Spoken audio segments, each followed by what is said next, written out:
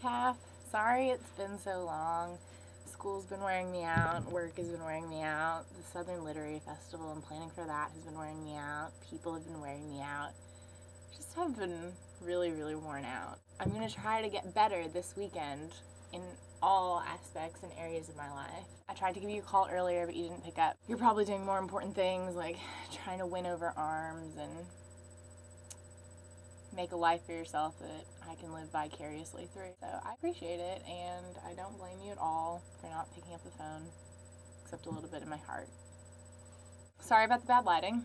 This is the dorm room lighting, so this is probably what we'll have to put up with, always. So what to talk about?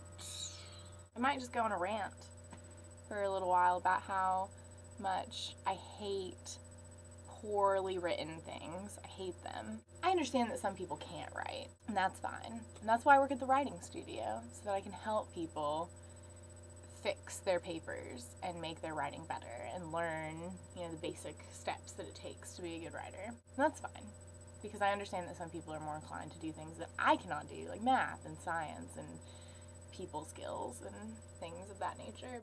However, it bothers me when people get published for legitimately writing nothing of their own. The example I'm going to go ahead and use is Lost in Space, about the criminalization, globalization, and urban ecology of homelessness. So really interesting topic. I'm taking a street law class, and it's all about sort of property law, in a sense, and homelessness, and that whole This man, I have never before in my life been so horrified to read. Let me just find, here it is. This is my favorite. By contrast, quote, 3 lines of a quote. Okay, fine. Cites this quote. Then the same article laments, however, that quote, another quote that goes for 3 lines. And then, continuing with what turns out to be a devastating critique of privatization,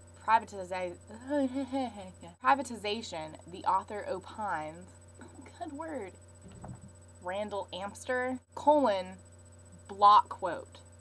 It takes up half the page here. And right there, block quote over, as Lynn Laughlin concurs, 2-line quote. How do you get away with publishing something like this?